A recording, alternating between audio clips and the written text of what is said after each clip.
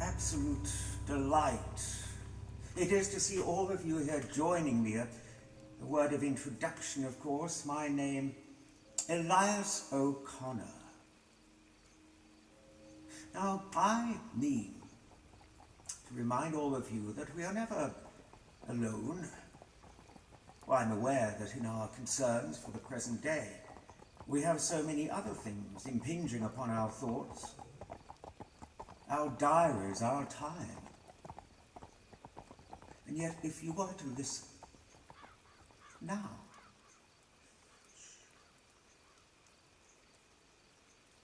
listen to the sounds.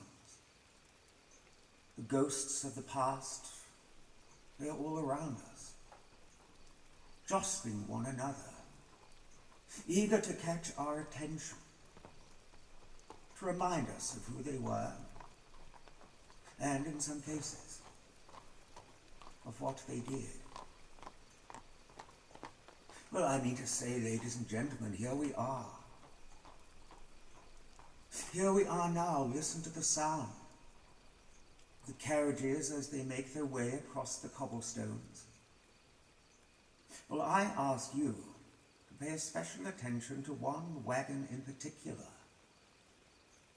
Well, this is a very special wagon and a very special driver. You understand, old Pasco, well, he is dead. Well, he died some years ago, whilst on the reins of his wagonette. He was found slumped across them.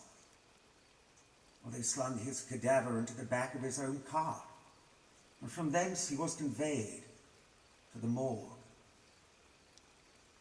Even to this day, ladies and gentlemen, old Pasco travels the shadows of this fair town, looking for those poor benighted souls, conveying them to the scenes of their old haunts, their past misdemeanors.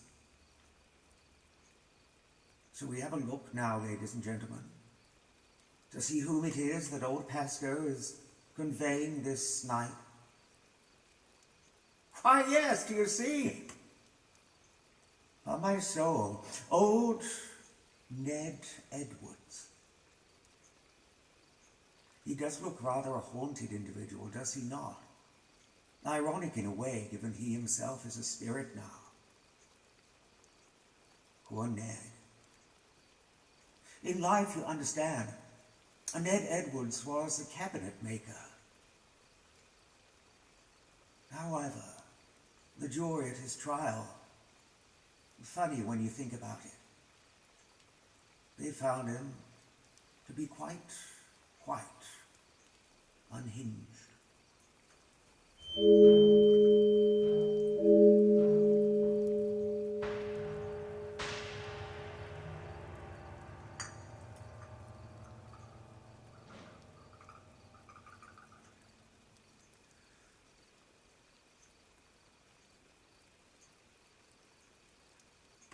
I did not confess to anything in my trial for love of my poor old parents.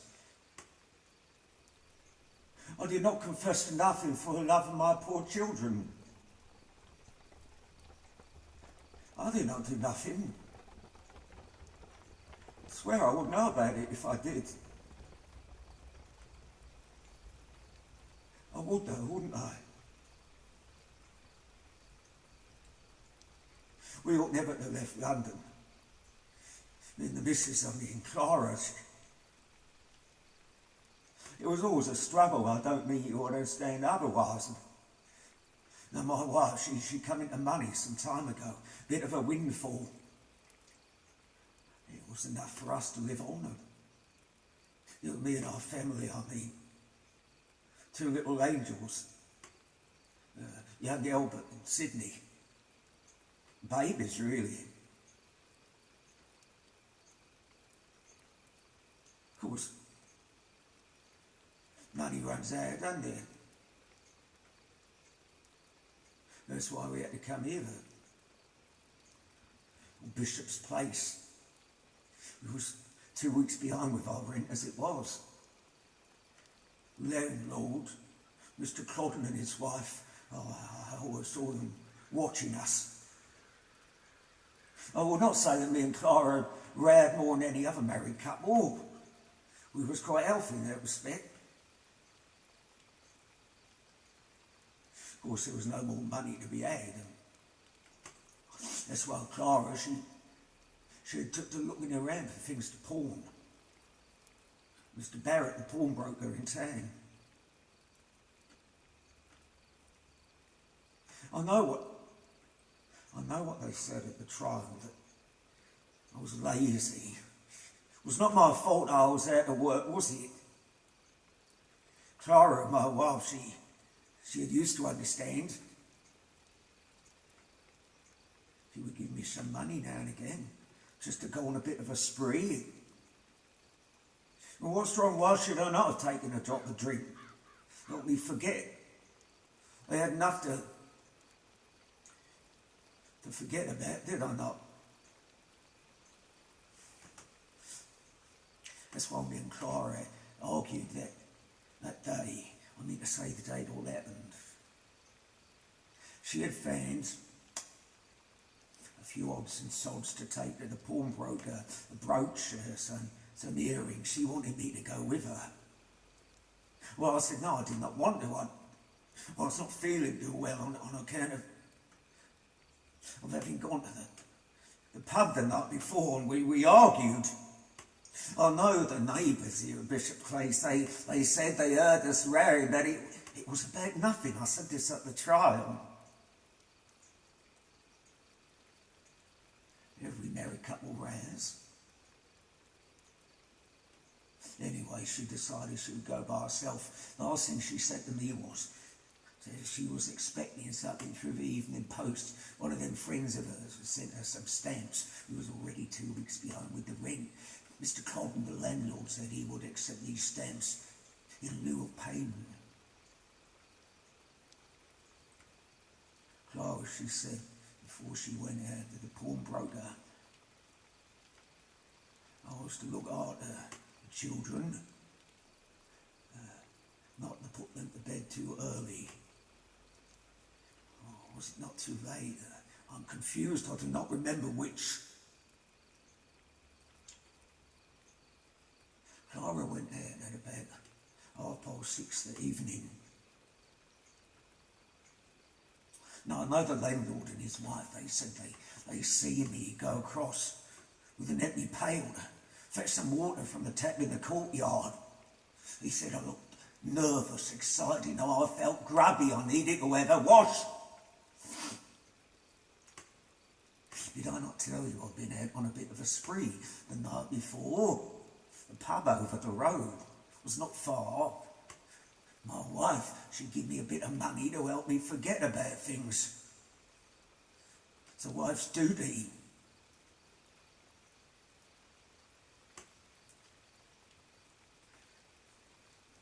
It's difficult for me to remember quite what happened now.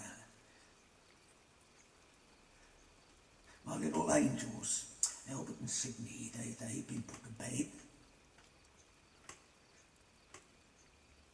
I felt like I needed a drink. The pub was only over the road. It could not have been no later than 7 o'clock. I thought I would pop across. I did not have no money. I know I would have money when Clara come back with the money for them things what she had pawned, but I didn't want to wait on it, did I? I remember I took with me to give to the landlord my good pipe and in my razor. I said to him he was to have them as a guarantee that I would come back and pay for my beer. I do not seek charity off no one. The razor was still in its case. The landlord, he did not look inside. Why would he? Hey, why would he?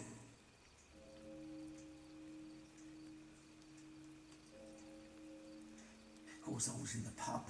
Was I not? I don't know what happened. I only learned at the trial what was said. Clara, she got some money from them things what she pawned. She come back. She had a spot to drink and talk herself in the Westo Hotel. She was seen. And then the landlord's wife, Mrs. Codden, she said, Clara, she'd come back here at about 7:45.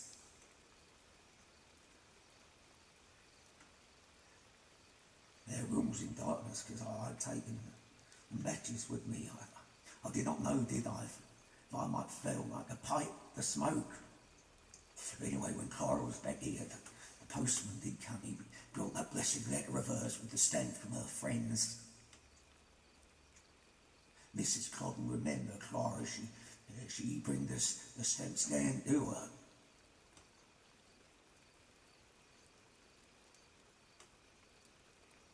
Clara, she went out again, I believe. And then she come back here in the room. She waited in the dark. On account of there being no matches to light the lamp.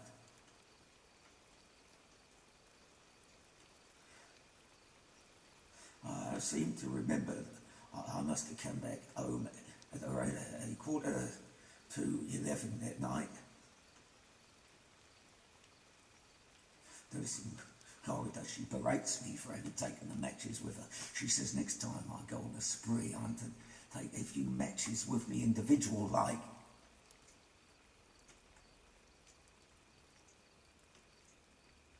She says I ought not to have left the window open. I said I thought our little angels could do with the fresh air.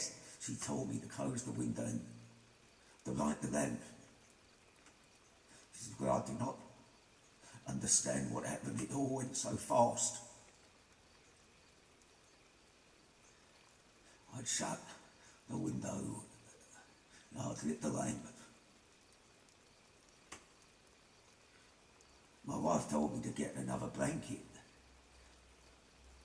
Our eldest, she said he felt cold to the touch.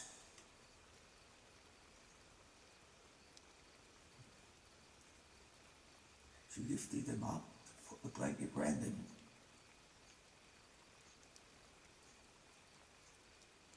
That's when she noticed that his throat had been cut.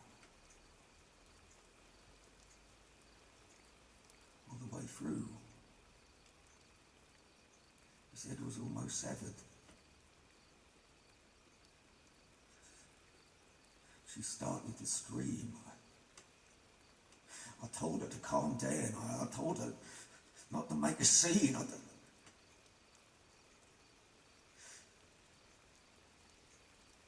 then she looked at where Sydney was.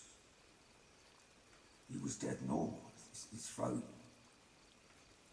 his windpipe cut through.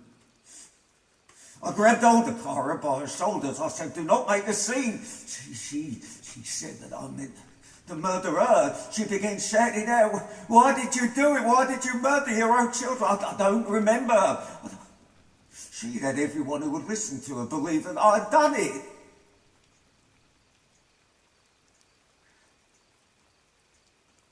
I just sat down and she ran downstairs. The landlord, Mr. Codden, and his wife, they come up. And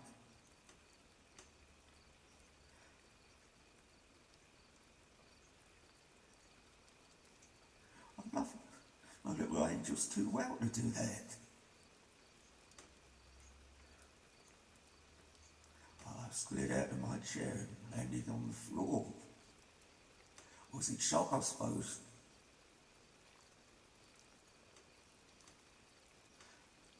When I under my senses again, the landlord was there, and somebody else, police officer, I think they pulled me to my feet. They thought I was insane. They said, why was I so calm? I said, I do not understand it. I said, I'm sure I do not know who done this. It's Still Clara was screaming down to the other neighbours. She was calling out, oh Ned, why would you do such a thing? You killed your own children because the struggle was too much. And I swear I do not know. There was blood on the blinds. I heard the doctor saying there was a smear of it on the floorboards. I understand that razor of mine, the doctor looked at it, he said there was dried blood on it, but he said he could not determine if it was human or animal. But why would I have given them the razor to the landlord? I swear I do not know. I said to the police officer, there was no need to put handcuffs on me. I hadn't done nothing. Somebody did that to my babies. If it was not me, it must have been Clara.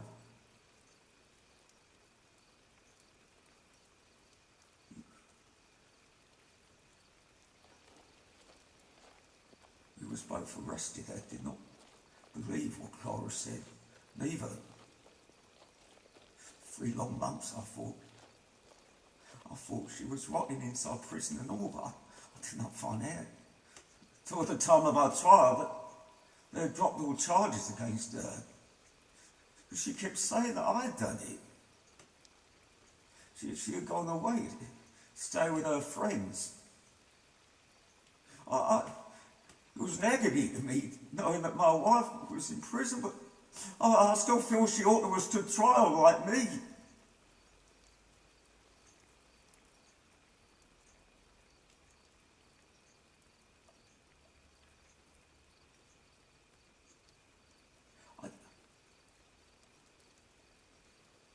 I swear, I'll say to you now what I said then. I did not believe I did that to my children, but it could not have been my wife, could it?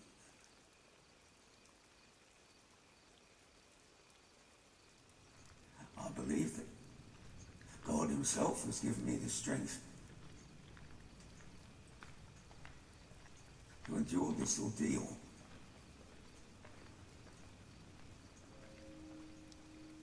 I believe that God himself knows I'm innocent.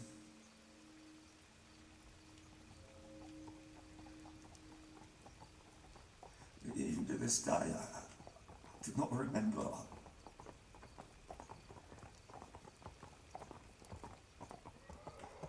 It was either myself or my wife. I know she would tell all who would listen to her, you know. I swear I do not remember it. I swear I do not the truth of it even to this day. Albert and Sydney, I love them too well to do anything like this. I love them too well indeed.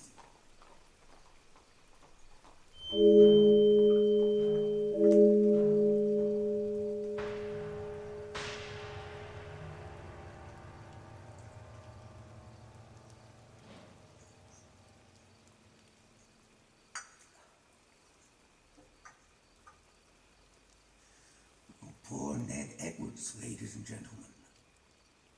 Now may I recommend, Mr. Edwards, you think long and hard over what you did. Or perhaps did. Well, do you not see where we are, ladies and gentlemen? There we are by the quarries, do you see? Death's Bay quarries, yes. Can you not see from here the fiery glow from the flames licking at the nighttime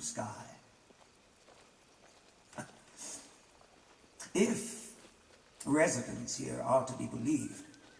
Rather an uncanny sight can sometimes be spotted up there atop the summit of the kiln. Only a handful of years ago, of course, an employee of the firm here had clambered to the top of the kiln in order to see whether the flames had reached to the summit. Well, I know not what he was expecting to see. However, what he found up there took him quite by surprise. There was not too much left of the tramp. The body had sadly seen better days. Though already one hand had been burnt off entirely, the flesh beginning to slip off the deceased's bones. Well, evidently the poor vagrant had decided to seek warmth for the evening. We all know how cold the nighttime can be. Evidently the sulphurous fumes had proven too much for the poor soul. He had succumbed. On some nights, it is said, usually upon the anniversary of his untimely death, his spectral figure is still to be seen, silhouetted there against the blood-red moon. The flames flickering at the nighttime sky.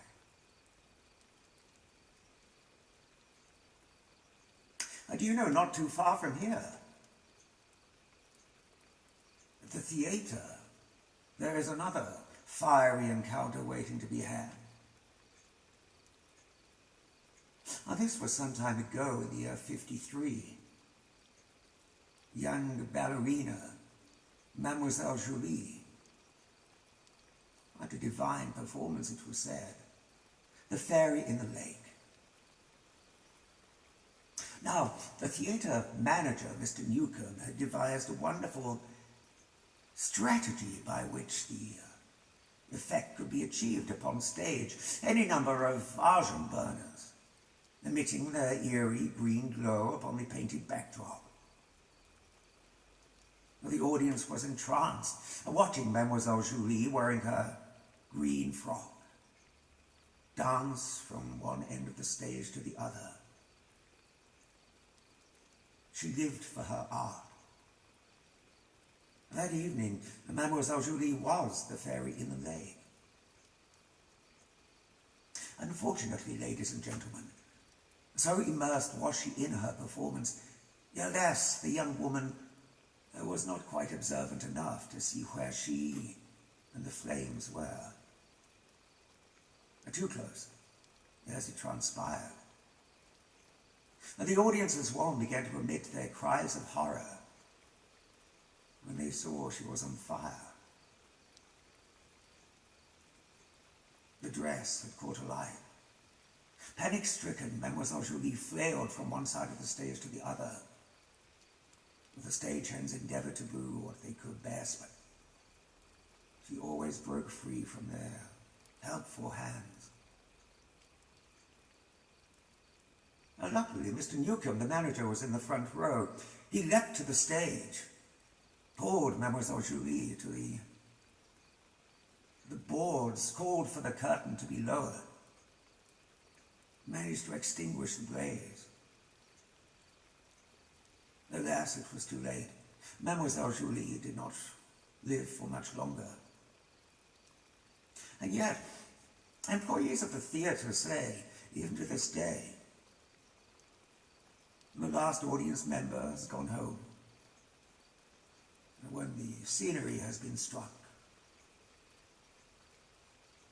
there upon the flame, an eerie emerald light can still be seen flickering, dancing as it were, from side to side. They believe that this is none other than the spectre of the late Mademoiselle Julie herself. She cannot quite leave this mortal existence behind. And so time and again she must return to the scene of her last fateful performance, her final fatal performance, in hopes of completing that dance that in life she was never able to finish.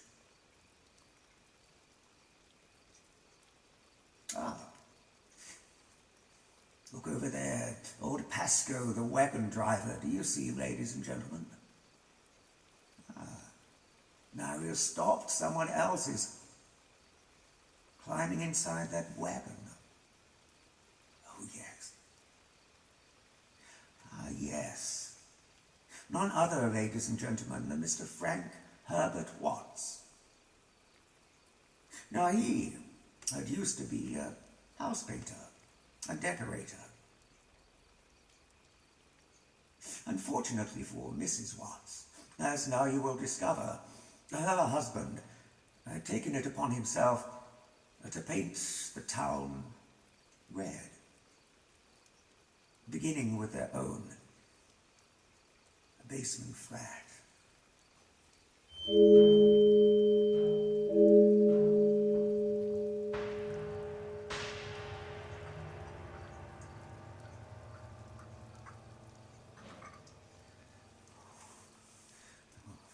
Pengelly, Pengelly, Pengelly, Pen, Pengel, Pengelly, Gelly, Pengelly, Pengelly.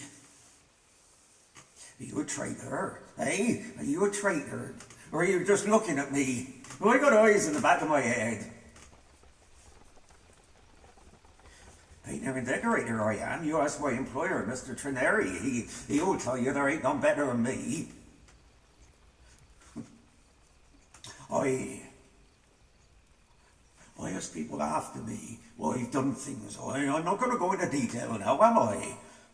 They've sent people after me, the government I mean, I don't the people in Prussia, what have I done? I'm wise to their tricks, in spite of my wife. My wife Mary looking at me and giving my boss the glad eye when I'm not looking there. I know all about that. I read the newspapers, don't I? Mr. Pengelly, we're on the news item here. He told me all about it when he sold me the newspaper of a morning. I'm not going to tell you the things I've done. That's for me to know, you to wonder about. I used to come home, I had to our basement flat, and I would tell my wife Mary what I'd done, and she would just look at me and shake her head. I remember, ladies and gentlemen, there was an house, what I was doing up there with young Mr. Roberts. He had not the first idea, had he? How to decorate the walls? Is he a traitor, do you think? Hey? I remember one morning, I knew the boss was coming around, Mr. Trineri. I said to Roberts, I said, look at that wallpaper you done. Is that what you call paper in an house? He said, what do you mean? I said, you put it on all upside down. He just looked at me and shake his head. I remember later that day, Mr. Trineri, my boss, he come round bringing the tenant of the house. And he was standing out there side by side. That tenant did not know that I knew he was watching me. I know they'd sent him to look after me. You think I'm daft?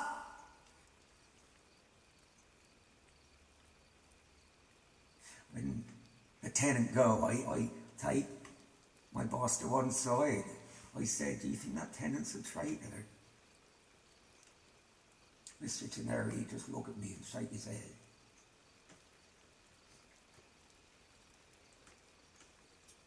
I remember when I go to the news agent, Mr. Pengelly, he says to me, I had to do something sharpish. He don't say it so much as think it. But I know the way he looks at me that I know he knows that I know. It's the way he hands the newspaper to me sometimes, and I hand my penny over. You going to do something sharpish soon? Hey, Mr. Watts?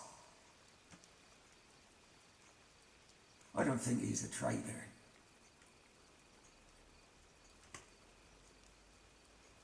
Mary's mother, Mrs. Parry, she never took to me. and I do not think she is a traitor. I know the government sent her to report back on me, to Mary I mean. Mary's always giving my boss the glad eye. She thinks I don't know. As soon as my back's turned, I got eyes in the back of my head. I read all about it in the newspaper if I have to. I'm not daft. Well, I had gone to work. Young Roberts was hanging the paper upside down like a fool. Government told him to do that. The code there in the paper, in the pattern. You have to turn it upside down to read it, though, don't you? 3 o'clock it was. I said, right, tell the governor I'm off.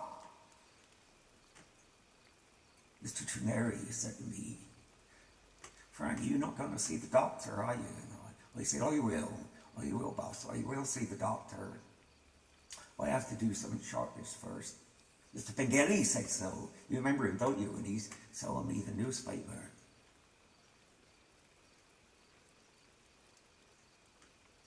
I bought the newspaper later than usual that day. I mean, that day. And he did not say nothing of me, did Mr. Pengelly. He did not have to say nothing. I understood it. He knew what the neighbours were saying about me behind their curtains. The way he handed the newspaper to me. You ought to do something sharpish now, don't you, Frank? That's what he might as well have said to me, even when my back was turned. When I got home, the children there, where they was making a bloody row. My missus, she was there. Her back to me it was, and I knew she was laughing at me. Laughing out the corner of her mouth because she thinks I don't know about her. Give him the glad eye. My wife had told me before not to be so jealous. She said she loved me. She said she loved be my wife. I know they're all laughing at me. Pengelly told me as much. He's passing the codes to me. From the government in the newspaper. Don't get people after me. You don't need to know why. Mary, she turned round. She surprised I come home so soon, hadn't she? I put a newspaper on the table and the babies were crying. Oh, there's such a noise in my head. And I said to Mary, you've been given the glad eye, haven't you? Mr. Trineri, you've been given the glad eye. I read it in the newspaper and she said, oh, Frank, you've been down to the pub again and I remember what Mr. Pengelly said. He said, Frank, you have to do something sharpish, don't you? You've got to do something sharpish.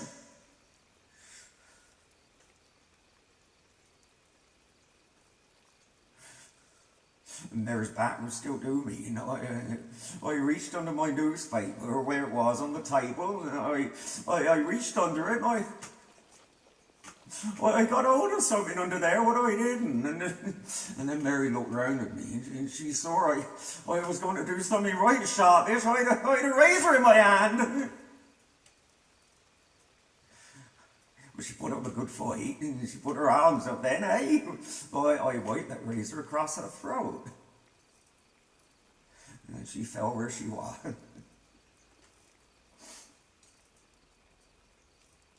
I remember the doctor saying there was pieces of my razor lodged into her spinal column. And I realised, I could hear the landlord, Mr. Simmons, he was calling down, wanting to know what all the fuss was about. And I realised that the government would send people after me now if they knew what I'd done. Well, I took the razor, I wiped it on my shirt, and then I cut my own throat. I do not think I did a very good job of it, because when I woke up, I was lying over Mary's body. There's blood everywhere. Like she was wearing a pretty red scarf. And I got up at the landlord, Mr. Simmons, and I heard him talking to the doctor. Our children babies was to put away from me. They was to go into an orphanage or something. And there was a policeman standing beside them. Not behind me, but beside them.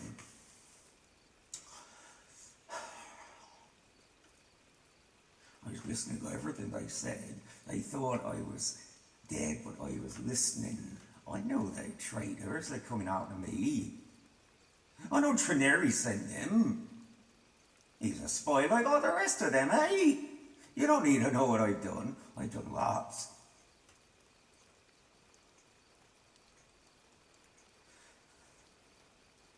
My wife Mary, she died even before they got her into the hospital.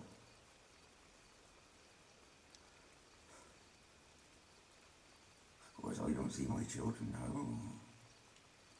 now. No, I'm dead.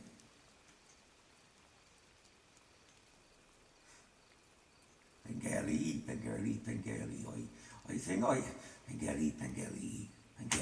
I think I had the devil inside me that day. Pengelly. It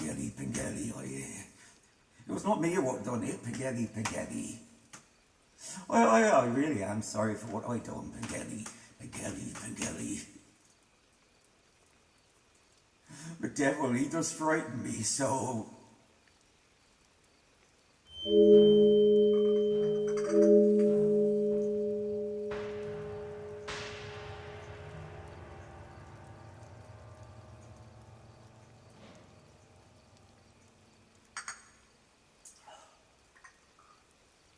So refreshing, ladies and gentlemen. Well, now I fear our time together has come to an end. We can but hope that in time these poor gentlemen will find some measure of solace. The poor Frank Herbert Watts, the poor Ned Bath Edwards. Before we, each of us, however, goes our separate ways this evening, I wonder if you were to look over there, and not at me over there, Plymouth Sound. You can see the fog beginning to roll in now, can you not? But if you look very carefully, I believe you will see something standing there in Sutton Harbour, facing the sea. Looks rather like a man, because it is, or at least was. Well, some time ago, old John Legg did enjoy a tipple rather more than he ought to have done. The last time they saw him alive, he was tottering unsteadily down Exeter Street. Now imagine the degree of consternation experienced by the poor soul who found him, Mr. Legg, I mean, the next morning.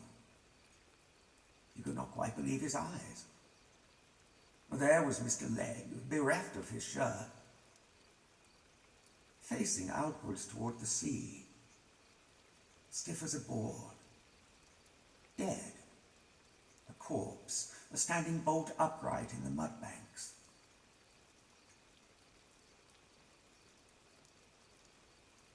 Mr. Legg is not seen as often as perhaps you would think, but every once in a while he is sighted over there. That's right, looking outwards to the sea. It does never portend well for the person upon whom he looks. For like some uncanny weather vane, Mr. Legg suddenly will turn around. And heaven help you if he locks glances with you. Now those whom he has have never lived to see the end of that month. Oh, I know Mr. Legg is dead. And this is more, after all, than a slight case of arthritis he is suffering from. That we are all mortal, are we not? And we all must sleep eventually. And not so Mr. Legg. He will keep on and on until he does find you.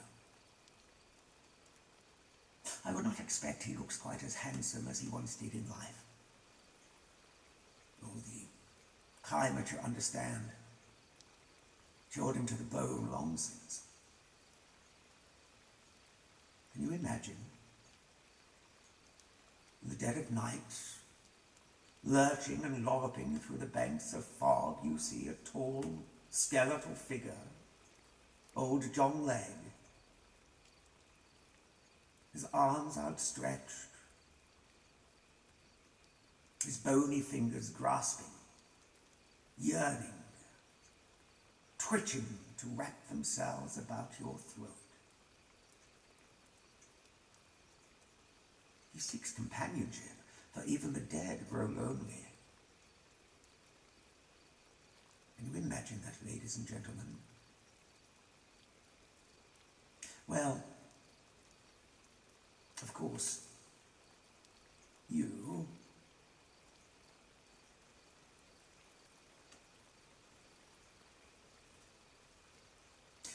you will not have to imagine much longer now, will you?